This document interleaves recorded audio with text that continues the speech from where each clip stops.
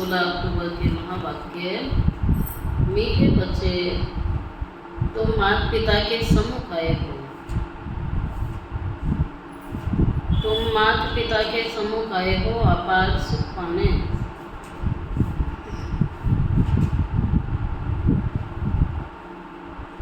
बाप तुम्हें घनेरे दुखों से निकाल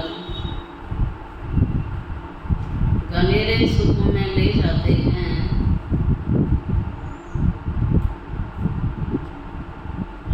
तुम माता पिता के सम्मुख आए हो अपार सुख पाने। बाप तुम्हें घनेरे दुखों से निकाल घनेरे सुखों में ले जाते हैं। प्रश्न है, एक बाप भी रिजर्व में रहते हैं और पुनर्जन्म नहीं लेते, क्यों? बाबा कहते हैं एक बाप भी रिजर्व में रहते हैं, पुनर्जन्म नहीं लेते हैं, क्यों?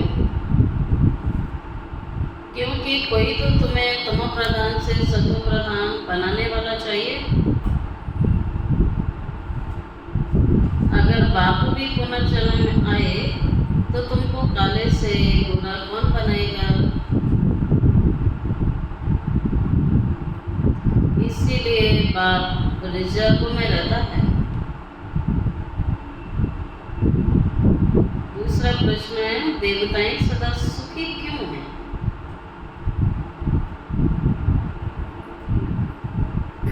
देवताएं सदा सुखी क्यों हैं? क्योंकि पवित्र है। पवित्रता के कारण उनकी चलन सुधरी हुई है।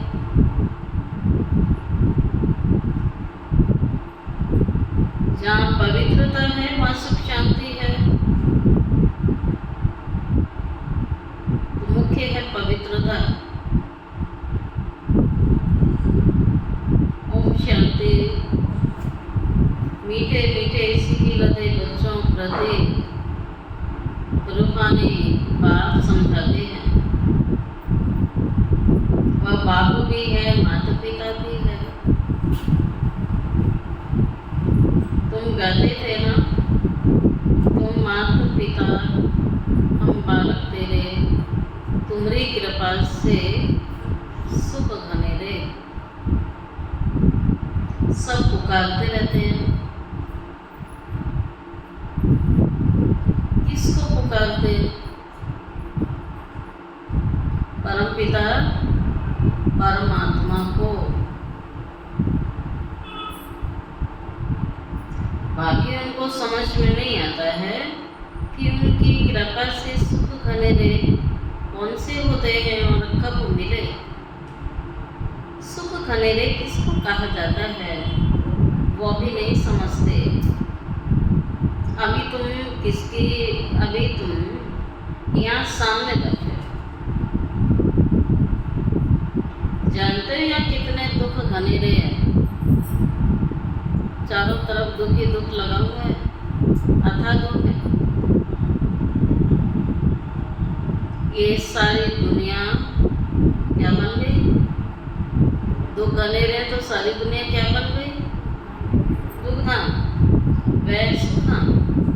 किसकी बुद्धि में नहीं आता है कि लेके जन्म स्वर्ग में बॉस ही रहेंगे। तुमको भी पहले ये अनुभव ही नहीं था। अभी तुम समझते हो उस परम पिता परमात्मा माता पिता के सामने बैठे हैं।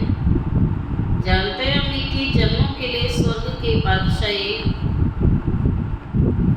प्राप्त करने के लिए ही यहाँ आते हैं। बाप को भी जान लिया, ब्रह्मा के द्वारा सारी सृष्टि को भी समझ लिया।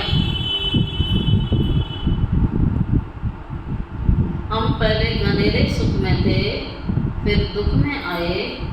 ये नंबरवार हर एक की बुद्धि में रहता है। स्टूडेंट को तो सदैव याद रहना चाहिए, परंतु बाबा देखता है बच्चे घड़ी घड़ी ये बात सदैव याद रहनी चाहिए, परंतु बाबा ने रिजल्ट दी कि बच्चे घड़ी घड़ी भूल जाते हैं। इसीलिए फिर मुरझा जाते हैं, चुई मुई अवस्था हो जाती है। माया वार कर लेती है। वह जो खुशी होनी चाहिए वो नहीं रहती है। सुना, चिड़चिड़े हो जाते हैं, उदास हो जाते हैं, माँ बाप को भूल जाते हैं, चिड़चिड़े हो जाते हैं। अब चिड़चिड़ी अवस्था हो जाती है, माया वार करती है, वो खुशी होनी चाहिए वो नहीं रहती। नंबर वार पद है। स्वर्ग में तो जाते हैं परंतु वहाँ भी राजा से लेकर रंक तक रहते हैं। वो गरीब प्रजा और वह साहूकार। स्वर्ग में भी ऐसे ही हैं और नर्क में भी ऐसे ही हैं। हर जगह नंबर वार होते हैं, गरीब और साहूकार। सतयुग में भी गरीब और साहूकार होंगे। ऊंच और नीच अभी तुम बच्चे जानते हो, हम पुरुषार्थ करते हैं। सुख घनेरे पाने के लिए हमारा पुरुषार्थ है। कोई दुख के लिए थोड़ी पुरुषार्थ किया जाता है, सुख के लिए किया जाता है। कि लक्ष्मी नारायण को सबसे ज्यादा सुख घनेरे है ना, लेकिन इस सुख घनेरे का आधार क्या हुआ? जैसे मिले बाबा कहता है मुख्य बात तो पवित्रता की है। पवित्रता के सिवाय पीस और प्रॉस्पेरिटी तो मिल नहीं सकती है। इसमें चलन बहुत अच्छी चाहिए। मनुष्यों की चलन सुधरती है पवित्रता से। पवित्र है तो उन्हें देवता कहा जाता है। तुम यहाँ आए हो, क्या बनने आए हो? बाबा कहता है तुम देवता बनने आए हो तो दिव्य गुणों की धारणा करो। देवताएं सदा सुखी थे, मनुष्य कोई सदा सुखी हो न सके। सुख देवताओं को, इन देवताओं की तुम पूजा करते थे ना, परंतु पवित्र थे। सारा मदान पवित्रता पर है, सारा मदान पवित्रता पर है। विघ्न भी इसमें ही पड़ते हैं। बाबा ने कहा सारे विघ्न आने के कारण क्या है? पवित्रता। चाहते हैं दुनिया में शांति हो, बाप कहते हैं सिवाय पवित्रता के शांति कभी भी नहीं हो सकती। पहली मुख्य बात है पवित्रता। पवित्रता से ही सुधरी हुई चलन होती है। पतित होने से चलन बिगड़ जाती है। समझना चाहिए अब हमको फिर से देवता बनना है तो आधार है पवित्रता। देवता बनने के लिए पवित्रता चाहिए। देवताएं पवित्र हैं तब तो अपवित्र मनुष्य उनके आगे जाके माथा टेकते हैं। तो बाबा कहता है इतनी ऊंची पवित्रता का गायन चला आता है ना। जब व्यक्ति देवताओं के उन जड़ मूर्तियों के नजदीक भी जाता है, कितनी शुद्धि अपनाता है। ऐसा वैसा व्यक्ति को हाथ नहीं लगाने देते हैं मूर्तियों को। ऐसे ही बाबा कहता है। अब आप सोचो प्रैक्टिकल लाइफ में उनकी पवित्रता कितनी ऊंची थी। मुख्य बात तो पवित्रता की है। सुख का आधार, याद का आधार पवित्रता, और बाबा ने कहा शांति का आधार भी पवित्रता। सुख का आधार भी पवित्रता, याद का आधार भी पवित्रता, और शांति का आधार भी पवित्रता, और पद का आधार भी पवित्रता है। तो मुख्य बात हुई पवित्रता। पवित्रता बिगड़ तो बाबा ने कहा तुम देवता नहीं बनोगे। पवित्रता बिगड़ तुम्हारे अंदर सुख शांति नहीं आएगी।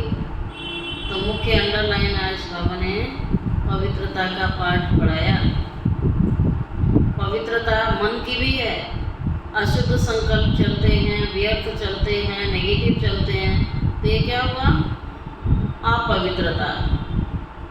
मुख से अशुद्ध वाणी निकलती है, अशुद्ध बोल निकलते हैं, तो ये भी मुख की अपवित्रता हो गई। फिर कर्मों की अपवित्रता, फिर भोजन संग की अपवित्रता, आंखों की अपवित्रता, कानों की अपवित्रता, बाबा कहते हैं इन सबको छोड़ना है। मनसा वाचा कर्मणा संबंध संपर्क सब में प्योरिटी धारण करना है। पुकारते भी हैं पतित पावन आकर के हमें पावन बनाओ। बाप कहते हैं बच्चे काम महाशत्रु है, तुम्हारा और कोई शत्रु नहीं है, सबसे बड़ा शत्रु हुआ काम ही का। इन पर जीत पहनो, ये बाबा ने कहा। देखो गीता में भी लिखा हुआ है घड़ी घड़ी काम जीत बनो, काम महाशत्रु है। अब भी यही कहते हैं काम महाशत्रु है। इन पर जीत पाने से ही तुम पवित्र बनेंगे। तुम जब पवित्र सत्व प्रधान थे तो शांति थी, सुख भी था। तुम बच्चों को अब याद आई है, कल की तो बात है ये। तो बाबा भी कहते हैं ये खेल आज और कल का है, रात और दिन का है, सुख और दुख का है। पवित्र थे तो अथा सुख शांति तुम्हारे पास सब कुछ था, अथा सुख शांति भी थी और सब कुछ था, हर प्रकार की संपन्नता थी। अब फिर तुमको लक्ष्मी नारायण बनना है तो फिर से धारण करो। क्या धारण करो? पवित्रता। तो मुख्य बात है संपूर्ण निर्विकारी बनना, मुख्य बात है पवित्रता। ये तो गायन है ना, ये ज्ञान यज्ञ है, इसमें विघ्न तो जरूर पड़ेंगे। भाई भगवान ने यज्ञ रचा तो असुरों के विघ्न पड़े, ये तो गायन चलाता है। बाबा भी कहता है मैंने ज्ञान यज्ञ रचा है, भगवान के यज्ञ रचे हुए में भी असुरों के विघ्न तो पड़ेंगे, पड़ते ही रहते हैं। पवित्रता के ऊपर देखो कितना तंग करते हैं। आसुरी संप्रदाय, दैवी संप्रदाय भी गया हुआ है। तुम्हारी बुद्धि में सतयुग में ये देवी देवता थे। बल सूरत तो मनुष्यों की है, परंतु उनको देवता कहा जाता है ना। वहाँ संपूर्ण सत्व प्रधान होते हैं, कोई भी खामी वहाँ नहीं होती है, हर चीज परफेक्ट होती है सतयुग में। हर चीज बाबा कहता है डिफेक्टेड नहीं होती, 100% परफेक्ट होती है। और यहाँ सब कुछ डिफेक्टेड है। बाप परफेक्ट है तो बच्चों को भी परफेक्ट बनाते हैं योग बल से। तुम कितने पवित्र और क्या बनते हैं? पवित्र और ब्यूटीफुल बनते हो। आधार हुआ योग बल। योग बल से पवित्र और ब्यूटीफुल बनते हो। यह मुसाफिर तो एवर पूरा है जो तुमको सामने से आकर पूरा बनाते हैं। बाबा कहता है वहाँ नेचुरल ब्यूटी होती है, खूबसूरत बनाने की दरकार नहीं रहती। सत्व प्रधान होते ही हैं खूबसूरत, वही फिर तमो प्रधान होने से काले हो जाते हैं। आत्मा काली हो गई तो खूबसूरती खत्म। नाम ही श्याम सुंदर है। श्री कृष्ण को श्याम और सुंदर क्यों कहा जाता है, इसका अर्थ कोई भी बता न सके सिवाय बाप के। भगवान बाप जो बातें सुनाते हैं और कोई मनुष्य तुम्हें कभी भी सुना ही नहीं सकेगा, सुनाना आएगा ही नहीं उसे। ये नॉलेज उसके पास है ही नहीं। चित्रों में सुदर्शन चक्र देवताओं को दिया हुआ है ना, लेकिन धारण किसने किया? बाप समझाते हैं मीठे मीठे बच्चे, सुदर्शन चक्र की तो देवताओं की आवश्यकता नहीं है ना। वे क्या करेंगे शंख आदि? सुदर्शन चक्रधारी तुम ब्राह्मण बच्चे ही बनते हो, क्योंकि हम ही प्रदर्शन करते थे। तो प्रदर्शन के संस्कार तो हमारे थे ना, देवताओं में तो है ही नहीं, वो तो है ही दैवी गुणधारी। तो शिक्षा बाबा ने संगम पर सच्चे ब्राह्मणों को दी थी। लेकिन अलंकार नहीं मिलते हैं क्योंकि हम संपूर्ण विजयी नहीं बन पाते हैं। इसलिए जो संपूर्ण स्वरूप है देवताओं का उनको यादगार दिखा दिया। लेकिन ये सारी धारणा संगम की ब्राह्मणों की है जो बाबा ने बच्चों को सिखाई। ज्ञान शंख अभी बजाते हैं, ब्राह्मण बजाते हैं, तो यादगार में भक्ति में भी ब्राह्मण को शंख बजाते हुए दिखा देते हैं। कोई भी कथा आदि करेंगे तो क्या करता है पंडित जी? शंख नाद किया जाता है। बाबा कहता है देवताओं को शंख आदि की आवश्यकता नहीं है। स्वदर्शन चक्रधारी तुम बच्चे ही, ब्राह्मण बच्चे ही बनते। शंख ध्वनि भी तुम्हें करनी है, ज्ञान की गुहू तुम्हें करनी है, ज्ञान तुम्हें सुनाना है, बाबा का परिचय तुम्हें देना है।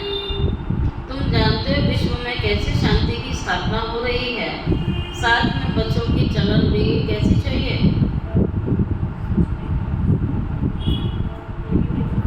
इस स्थापना के कार्य को कंप्लीट करने के लिए बच्चों की चलन बहुत अच्छी चाहिए। भक्ति मार्ग में भी तुम देवताओं के आगे जाकर अपनी चलन का वर्णन करते थे। कहते हैं ना इसका चाल चलन ठीक नहीं है, उससे मतलब समझ जाते हैं ना चाल चलन का मतलब क्या होता है। बाबा उसी चाल चलन की बात कर रहे हैं कि अभी तक ब्राह्मण बच्चों की चलन ठीक नहीं है, कहीं ना कहीं इम्प्योरिटी है, कहीं ना कहीं गड़बड़ है, कहीं ना कहीं देवाभिमान में आते हैं, कहीं ना कहीं लगाव झुकाव में आते हैं, तो चलन ठीक नहीं है। तो चलन ठीक नहीं है तो बाप का कार्य कंप्लीट नहीं हो रहा है। भक्ति मार्ग में तुम देवताओं के आगे चलन का वर्णन करते थे ना कि आप तो ऊंच हो और हम नीचे, परंतु देवताएं कोई तुम्हारी चलन को सुधारते थोड़ी है, भले गाते रहो उनों के आगे। वो जड़ मूर्तियाँ तुम्हें कुछ बोलने वाली थोड़ी है। ये तो बाप कह रहा है, जो बाप हमारा टीचर बन के आया है, वो बाबा कहते वो देवताएं थोड़ी तुम्हारी चलन सुधारेंगे। जो सुधारने वाला कौन है? शिव बाबा जो निराकार है। उनके आगे ऐसे नहीं कहेंगे कि आप सर्वगुण संपन्न, लेकिन शिव बाबा की महिमा अलग है। वो गुणों का भंडार है, वो सागर। देवताओं की महिमा गाते हैं, परंतु हम ऐसे कैसे बने? आत्मा ही पवित्र और अपवित्र बनती है। अभी तुम्हारी आत्मा पवित्र बन रही है। जब आत्मा संपूर्ण पवित्र बन जाएगी तो एक पतित शरीर तुम्हारा नहीं रहेगा। फिर जाकर पावन शरीर लेंगे, या तो पावन शरीर हो न सके। पावन शरीर तब हो जब प्रकृति भी सतो प्रधान हो। नई दुनिया में हर चीज कैसी होगी? सतो प्रधान भी होगी, न्यू भी होगी। नई दुनिया में हर चीज सतो प्रधान। अभी पांचों तत्व तमो प्रधान है, इसलिए कितने उपद्रव चलते ही रहते हैं, उथल पुथल चलती रहती है, डिस्टर्बेंस चलती रहती है। कैसे मनुष्य मरते रहते हैं, तीर्थ यात्रा पर जाते हैं, गए हैं तीर्थ पर और पता लगता है वहाँ तीर्थ यात्रा पर ही शरीर छूट गया, कोई एक्सीडेंट हो जाता है, मर पड़ते हैं, जल पृथ्वी आदि कोई नुकसान कर देते हैं, बादल फट जाते हैं। ये सब तत्व तुमको मदद करते हैं विनाश में। अचानक बाढ़ आ जाती है, तूफान लग जाता है, ये नेचुरल कैलेमिटीज हैं। ये नेचुरल आपदाएं हैं। वह बॉम्ब आदि तो बनाते हैं, वो ड्रामा में नूंद है। उनको ईश्वरीय आपदाएं थोड़ी कहा जाएगा। वह तो मनुष्यों के बनाए हुए हैं ना बॉम्ब आदि। अर्थक्वेक आदि मनुष्यों के बनाए हुए नहीं हैं। पंच तत्वों से आने वाली आपदाएं कोई मनुष्यों के द्वारा निर्मित नहीं है। ये आपदाएं सब आपस में मिलती हैं, पृथ्वी से हल्काई होती है, पृथ्वी का भार कम हो जाता है। तुम जानते हो कैसे बाबा एकदम बच्चों को हल्का बना करके, हल्का बना, रोज कहता है देही अभिमानी बनो, देही अभिमानी बनो, आत्मा समझो। धीरे धीरे धीरे बच्चे उस स्थिति में टिक जाएंगे तो हल्के हो गए ना। शरीर भारी है और जब तक शरीर समझते रहेंगे तो भारीपन रहेगा, और आत्मा समझेंगे तो हल्के। तो जब तुम हल्के हो जाओगे तो बाबा तुम्हें अपने साथ ले जाएगा। बाबा तुम्हें बिल्कुल हल्का करके साथ ले जाते हैं नई दुनिया में। माथा हल्का होने से चुस्त हो जाते हैं ना, तुमको बाबा बिल्कुल हल्का कर देते हैं। तुम्हारे सारे दुख, बाबा तुम्हारे सारे दुख दूर कर देते हैं। कर दिए आप सभी के दुख दूर बाबा ने, ये रहे हुए हैं। बाबा तो कह रहा है मैं तुम्हारे सारे दुख दूर कर देता हूँ। जो समझते हैं हमारे दुख दूर हो गए आप तो करो, और जिनके नहीं हुए हैं वो ना उठाएं। जिनके दुख अभी दूर नहीं हुए हैं तो हाथ ना उठाएं, क्योंकि झूठा हाथ तो उठाना नहीं है। आपके अंदर से अगर फीलिंग है कि मेरे दुख अभी हैं तो हाथ नहीं उठाओ। अभी तुमको सबका माथा, अभी तुम सबका माथा बहुत भारी है, फिर हल्के हो जाओगे, शांत सुखी हो जाएंगे। जो जिस धर्म वाला है सबको खुशी होनी चाहिए। बाबा आया हुआ है सबकी सदगति करने वाला, क्योंकि वो सर्व का सदगति दाता है। वो सर्व मनुष्य आत्माओं का, सब धर्म आत्माओं का, सब धर्म वालों का सदगति करता है। वो सर्व का सदगति दाता है। वो केवल एक इस ब्राह्मण जीवन का नहीं, लेकिन सारे विश्व के आत्माओं की सदगति करने आया है। सबको घर ले जाने आया है, सबको मुक्ति और जीवन मुक्ति देने आया है। परंतु मुक्ति सभी को मिलेगी। जब पूरी स्थापना हो जाती है तो सब धर्म विनाश हो जाते हैं। आगे तुम्हारी बुद्धि में ये ख्याल भी नहीं था, अभी समझते हो, ज्ञान भी है। ब्रह्मा के द्वारा स्थापना, अनेक धर्म सब विनाश। ये कर्तव्य एक बाप ही करते हैं, दूसरा कोई कर ही नहीं सकेगा सिवाय शिव बाबा के। ऐसा अलौकिक जन्म और अलौकिक कर्तव्य किसी का भी होता नहीं है। बाबा ऊंचे थे ऊंचे, तो उनका कर्तव्य भी, बाबा ऊंचे है तो उसका कर्तव्य भी ऊंचे से ऊंचा है। तो सबसे बड़ा टाइटल है बाप का कौन सा? कल का स्लोगन याद है? बाबा क्या है? करम करावन हाल। तुम नॉलेज सुनाते हो, बाबा आया हुआ है इस सृष्टि से पाप आत्माओं का बोझा उतारने के लिए। इतना बड़ा कार्य तो कोई कर भी नहीं सकेगा। पूरी दुनिया से पाप आत्माओं का बोझा उतारने के लिए भगवान आया हुआ है। ये तो गायन भी है ना, पाप आते हैं एक धर्म की स्थापना और अनेक धर्मों का विनाश करने। तुमको अब कितना ऊंच महात्मा बना रहे हैं। महात्मा देवता बिगड़ कोई होता नहीं है, यहाँ तो अनेकों को महात्मा कहते रहते हैं। बाबा ने कहा देवताओं को ही महात्मा कह सकते हैं, क्योंकि वही महान आत्माएं हैं, वही प्योर है। बाकी किसी को महात्मा नहीं कह सकते, परंतु महात्मा कहा जाता है महान आत्माओं। राम राज्य कहा जाता है स्वर्ग। आ गया राम राज्य, स्वर्ग आ गया। बाबा कहता आया नहीं पर नजदीक बहुत है, आने ही वाला है। वहाँ रावण राज्य होता ही नहीं है तो विकार का सवाल नहीं उठ सकता है ना, इसलिए उसको कहा जाता है संपूर्ण निर्विकारी। जितना संपूर्ण बनेंगे उतना बहुत समय सुख मिलेगा ना। अपूर्ण तो इतना सुख पा नहीं सकेंगे। स्कूल में भी कोई संपूर्ण होते हैं, कोई अपूर्ण होते हैं, फर्क दिखाई पड़ता है ना।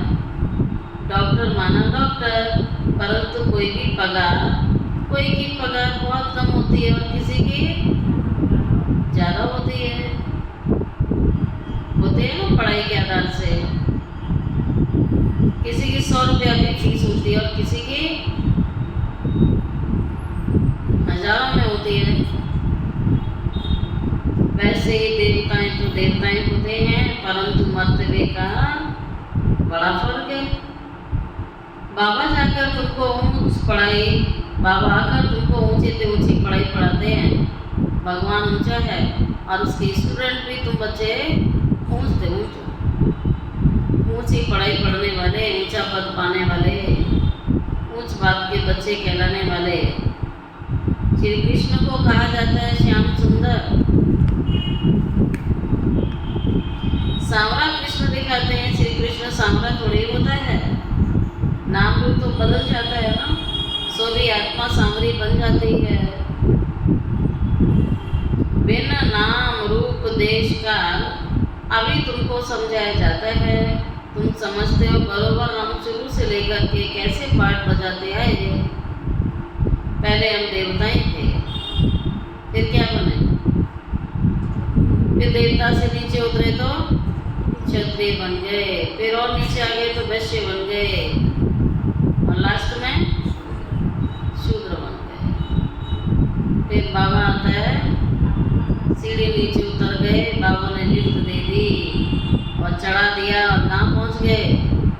जो सबसे ऊंचा युग है संगम युग, हीरे समान युग, बाबा ने अपनी गोद का बच्चा बना लिया। तभी तो बाबा कहता है गरीब को ही तड़प किया जाता है। पहले देवता थे लेकिन धीरे धीरे तुम असुर बन गए। बाबा ने 84 जन्म का राज तुम्हें समझा दिया है और आ भी गया होगा समझ, सभी को आ गया। जिसका कोई को पता नहीं है, बाबा आकर सारे राज तुम्हें समझाते हैं और बाप कहते हैं मेरे लाडले बच्चे, मेरे लाडले बच्चे क्या करो। लाडले बच्चे तुम हमारे साथ घर में रहते थे और तुम भाई भाई थे। जब परम धाम में थे तो हम सब अपने अनादि स्वरूप में भाई भाई की स्मृति में थे। शरीर नहीं था, बाप था, तुम भाई भाई थे और कोई समाधि नहीं था। बाप तो पुनर्जन्म में आते नहीं हैं, वह तो ड्रामा अनुसार विचरण रहते हैं। उनका पार्टी ऐसा है।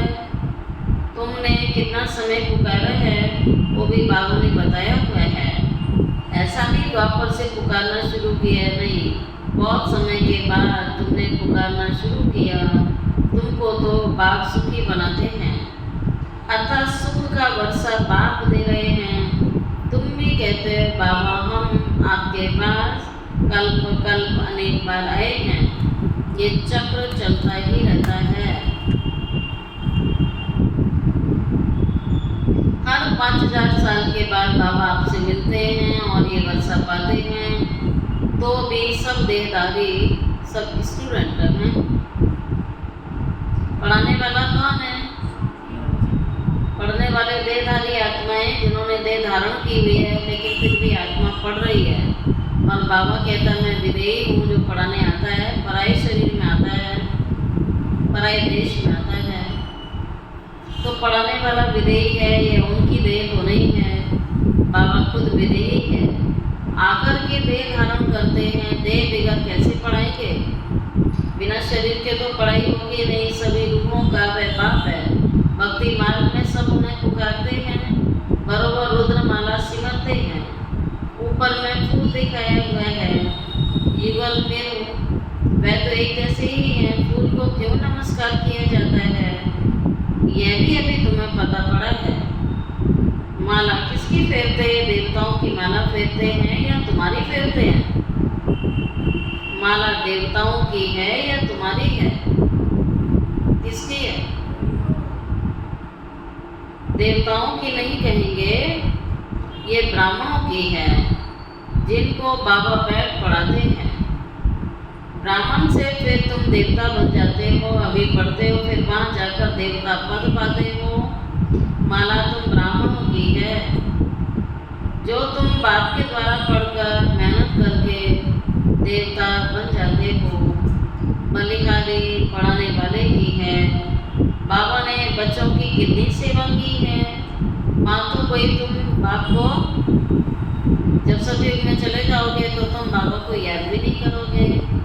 पूरा संगम बच्चों की सेवा की, बाप ने पालना दी, बाबा ने पढ़ाई, बाबा ने सदगति की, सब कुछ दिया, स्वर्ग का मालिक बना दिया, देवता बना दिया। लेकिन बच्चे पे कैसा वंडरफुल खेल है, भूल जाएंगे, विस्मृति हो जाएगी।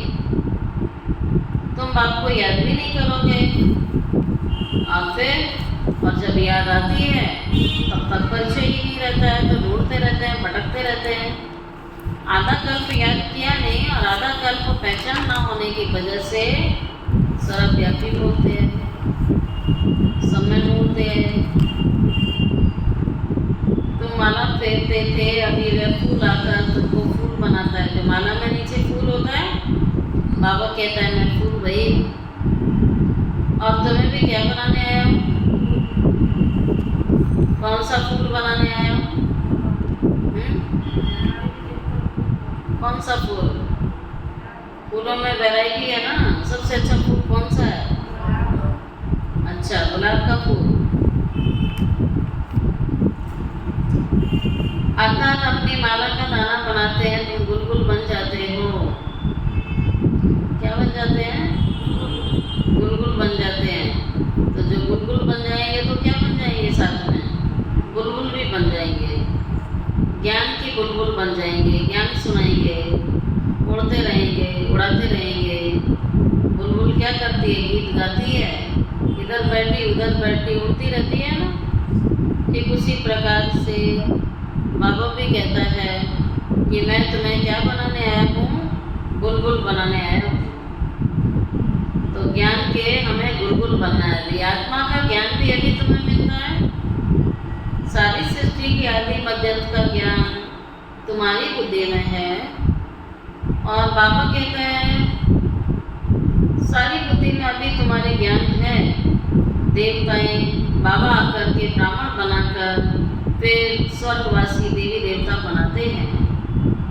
तुम ब्राह्मण बैठ आप समान बनते, अभी तुम्हारी महिमा होती है। तुम जब देवता बन जाते हो वहाँ तुमको पास्ट, प्रेजेंट और फ्यूचर की नॉलेज नहीं रहती है, सब भूल जाता है। अभी तुम ब्राह्मण बच्चों को ही पास्ट, प्रेजेंट, फ्यूचर का ज्ञान मिला है। त्रिकालदर्शी बाबा ने हम सबको क्या बना दिया? त्रिकालदर्शी बना दिया। आदि मध्यंत को जान गए हैं, पास्ट, प्रेजेंट, फ्यूचर को जान गए। आप कोई को ये ज्ञान नहीं मिलता है। तुम बच्चे बहुत बहुत क्या हो? क्या हो तुम बच्चे? सब आंसर दिया करो, कोई तो निकलेगा आंसर। बाबा कहते हैं तुम बच्चे अभी बहुत बहुत बहुत क्या हो? भाग्यशाली।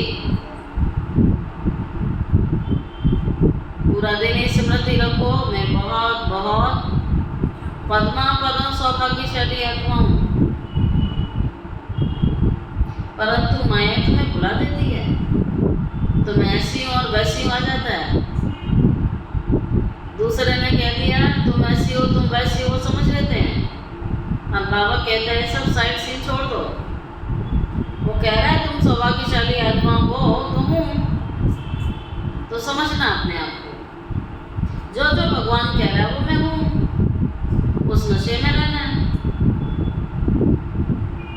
परंतु माया तुम्हें बुलाती है। तुमको कोई ये बाबा नहीं बुलाते हैं, ये तो मनुष्य है। हम किससे पढ़ने आते हैं? कौन से बाबा से पढ़ने आते हैं? शिव बाबा से पढ़ने आते हैं ना। बाबा तो खुद कहता है मुरलियों में ये बाबा नहीं पढ़ाता है, ये ब्रह्मा बाबा नहीं पढ़ा रहा है तुम्हें, देदारी नहीं पढ़ा रहा है।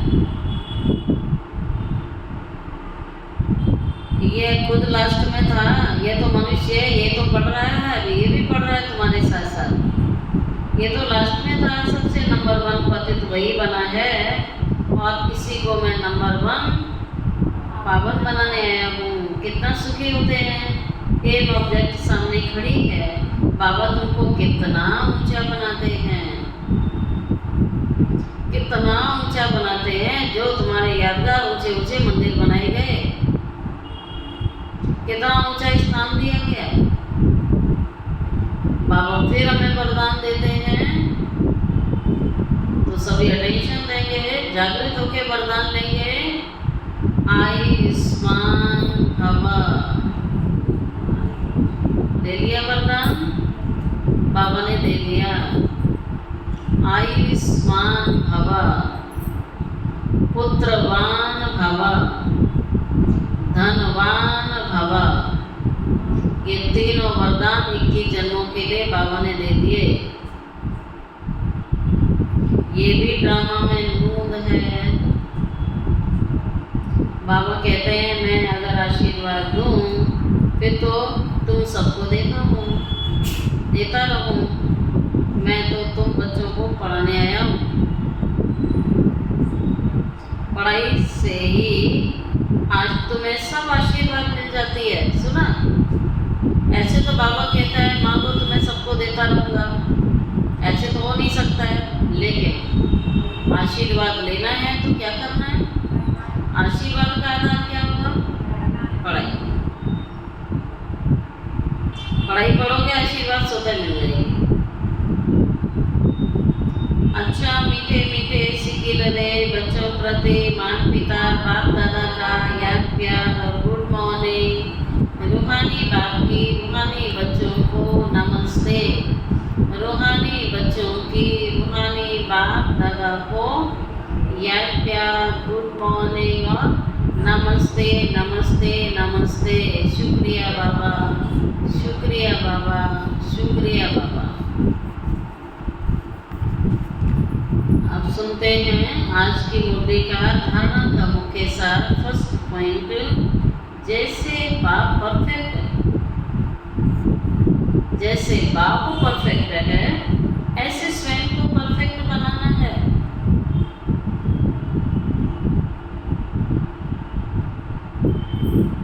पवित्रता को धारण कर अपनी चलन सुधारनी है। पवित्रता को धारण कर अपनी चलन सुधारनी है। सच्चे सुख शांति का अनुभव करना है। सच्चे सुख शांति का अनुभव करना है। सेकंड पॉइंट, सृष्टि के आदि मध्यंत का ज्ञान बुद्धि में रख। ब्राह्मण को देवता बनाने की सेवा करनी है। सृष्टि के आदि मध्यंत का ज्ञान बुद्धि में रख। ब्राह्मण को देवता बनाने की सेवा करनी है। अपने उच्च भाग्य को कभी भी भूलना नहीं है।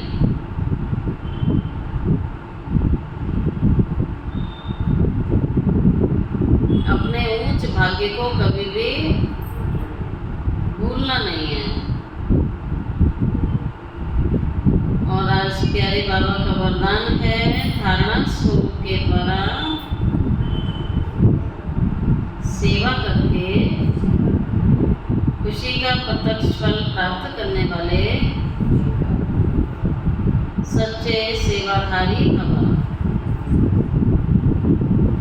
धारणा स्वरूप के द्वारा सेवा करके खुशी का प्रत्यक्ष फल प्राप्त करने वाले सच्चे सेवाधारी भव। तो सच्चे सेवाधारी की परिभाषा क्या है, ये बाबा ने समझाई है। क्या धारणा स्वरूप में अगर सेवा करोगे तो क्या मिलेगा? प्रत्यक्ष फल क्या मिलेगा? खुशी मिलेगी। वही सच्चे सेवादारी है। तो सेवा को उमंग रखना बहुत अच्छा है, लेकिन यदि सर्कमस्टांस अनुसार सेवा का चांस आपको नहीं मिलता है तो अपनी अवस्था गिरावट और हलचल में ना लाओ। अगर ज्ञान सुनाने का चांस नहीं मिलता है,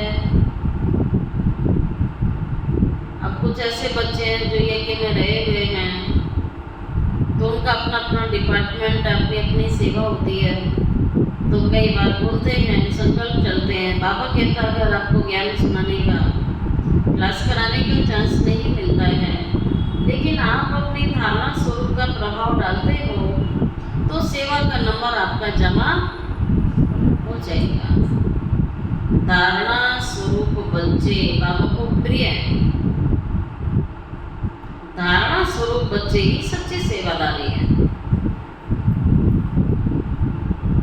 उन्हें सर्व की दुआएं मिलती हैं और सेवा के रिटर्न में क्या मिलेगा उन्हें? क्या बताया बाबा ने? अगर एक्यूरेट विधि से आप सेवा कर रहे हैं तो सेवा का रिटर्न प्रत्यक्ष फल खुशी की अनुभूति होगी।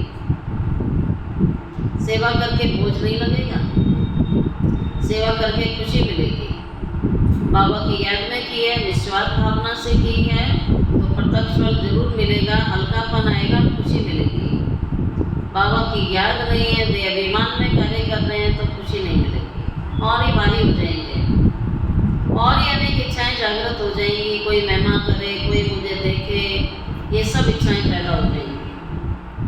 मैंने तो इतना किया, मुझे तो किसी ने बोला ही नहीं, कुछ किसी ने देखा ही नहीं, ये सब भावनाएं चलेंगी।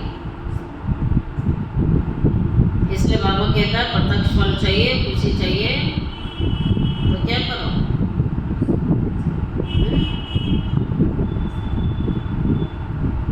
निमित्त बन के करो, बाबा की याद में करो, सेवा समझ के करो। तो बाबा ने कह दिया धारणा स्वरूप में स्थित होके करो तो खुशी मिलेगी। स्लोगन है सच्चे दिल से दाता दाता विधाता वरदाता। 3 बातें हैं बाबा के, 3 टाइटल हैं, दाता विधाता वरदाता को राजी कर लो तो रूहानी मौज में रहोगे। मौज सबको अच्छी लगती है, सबका लक्ष्य है जीवन में मौज सदा बनी रहे, तो क्या करना है?